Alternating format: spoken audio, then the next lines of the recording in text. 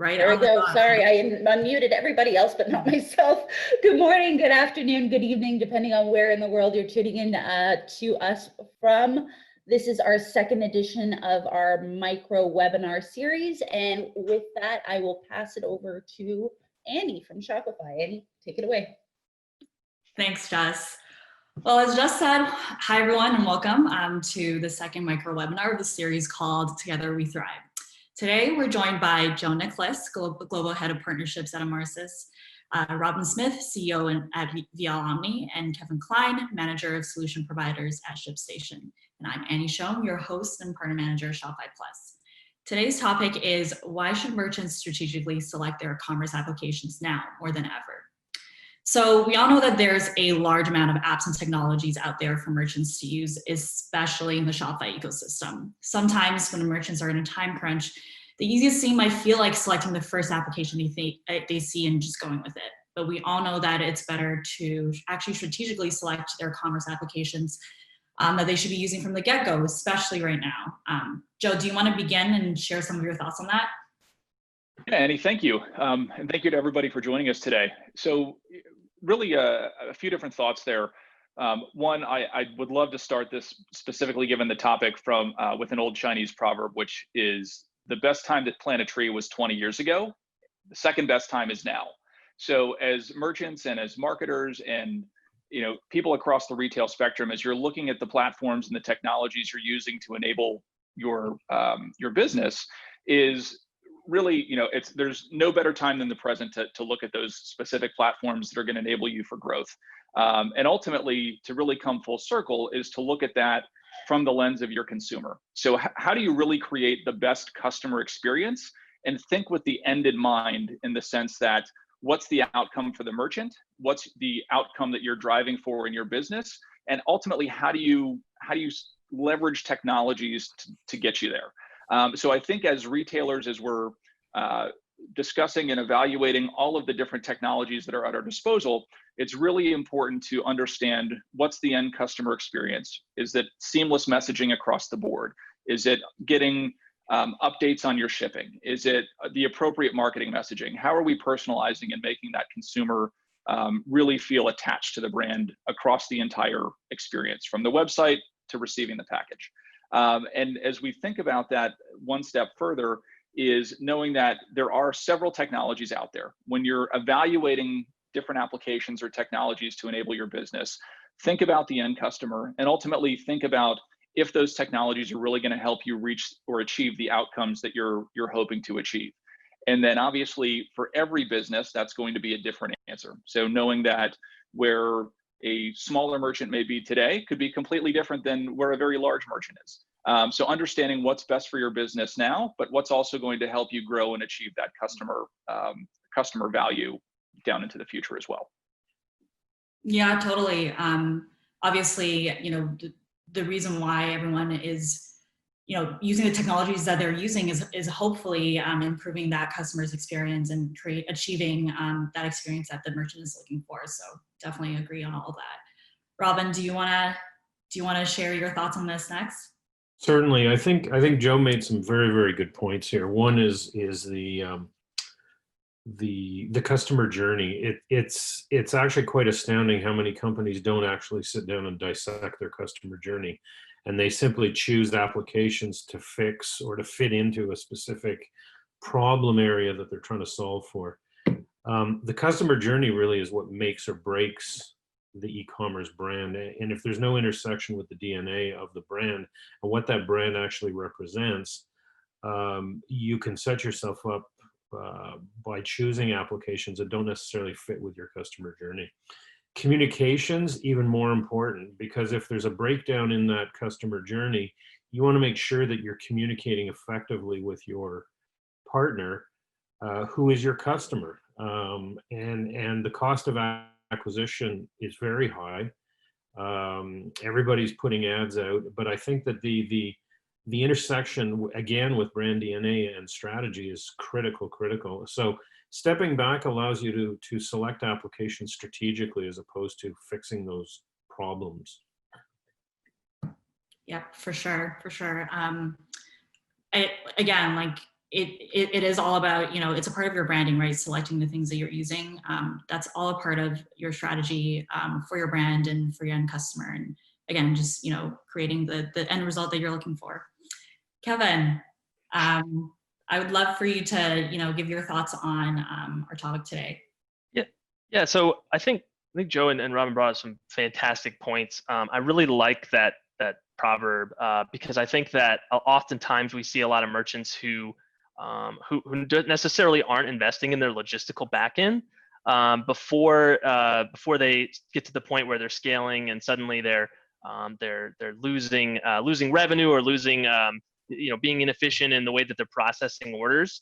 And so I think it's critical that people make those investments and understand that executing a multi-channel strategy is probably a good use of your time and overall evaluation of your business. I also like Robin's point about communication. I would take that one step further and say that communication is actually an extension of your brand, and taking that all the way to the point where if you're just communicating is not enough these days. You have to communicate in a way that's relevant, that matches within your overall your brand portfolio, and do that at scale. It can't be, you can't just send an individualized email for every order. If you got to be able to do something where you're getting thousands of orders or you're going to be scaling, you have to prepare for those types of things. So I think those points are extremely valid. For sure. Thanks for sharing, Kevin. I think we covered basically why we think, strategically choosing your apps and why that's important. But I know, Joe, you kind of covered a little bit of this, but I would love to hear from just everybody and any other advice that you guys have. So let's say a merchant is really looking to choose the right apps for them right now. What are some aspects that they should really be thinking about? And what advice can you give them? Anyone can go. This is free for all. Annie, I'll chime in. Really, I think depending on the application, obviously there's several different components of a different commerce business. Where we'll look at it from the marketing perspective is getting back to that point on value. What's the return on investment of that spend? If you're looking at something like email, and I'll say email generally speaking, typically has one of the highest ROIs out of all marketing channels out there. It's typically $45 return for every dollar invested on average. So there are certainly ways, there are merchants out there that are driving significantly higher ROI out of email. There are merchants driving significantly less ROI out of email. So there's different ways to do that. And I think and I say that email as an example, but it's really about the really omni-channel or multi-channel marketing strategy of enabling customers across a variety of touch points. So in creating that customer experience, are you saying the same thing on your website that you are through email, that you are through mobile, that you are through targeted social ads, and creating that consistent experience? One of the things I'll joke with my boss about is he moved from New York to London a few years ago and was in the market for a new raincoat. We all know it rains. Well, maybe we don't all know, but it obviously rains quite often in London. So he was in the market for a raincoat, purchased a raincoat, and then for several days and perhaps weeks even after that was followed by ads for raincoats. And obviously he only needed one. So there was a lot of wasted ad spend in that experience, which means for that brand, and I don't recall offhand if it was a direct consumer brand or if it was a retailer selling multiple lines, but there was a breakdown there and it created probably some frustration on his point, to the point that we're still talking about it now. This was 4 or 5 years ago. And that, ultimately they're wasting money on that ad spend. They're also creating a poor customer experience. And he's probably not going to be in the market for a new raincoat, within the weeks after that, considering he just bought one. So I think really when you're looking at that, it's, are you getting the return on your spend that you're looking to achieve? And then creating that consistent experience ultimately creates a better customer experience, which means they're going to come back and buy more when the time is right. Yeah, I'll chime in. Yeah, I think we're all kind of saying it's interesting. Are we seeing like crossover across the things we're saying? But the number one rule I always think about in communication is just being audience centered, right? And what we're really saying across this whole thing is, are you meeting your customers' expectations, right? And the best way to find out what those expectations are is to just ask them, right? Customers now in 2020 have extremely high expectations in the fulfillment world, largely because of the result of a logistical behemoth out of Seattle that is dominating e-commerce and makes up a lot of that. So as a result of their interaction with that platform, they have high expectations around what that customer journey should look like. And I guess when you're looking at applications that are critical to that process, the logistical process, make sure that it's an application that you can use, that has automation, that you can meet those expectations at scale. Because you might be able to do it when you're at a smaller part of your life cycle in terms of a business. But when you get to thousands and thousands of orders on a day, and I've seen customers now that are overwhelmed on our end, especially if they're selling something like PPE, who are doing their best in terms of managing, these massive influx of orders. But the problem with that is they're not meeting those expectations of their customers, and those customers are going to go elsewhere. And so having a really consistent customer journey that meets those expectations is going to be key. And finding applications that meet that and extend your brand in the process is what I would look for. Yeah. I would. Sorry, Annie. No, go for it, Robin. Yeah, no, I would completely agree. I think both Joe and Kevin make some really interesting points. One of the things that we see, because we sell integration, which is a fundamental part of the customer journey, and it's one that in many organizations is an afterthought.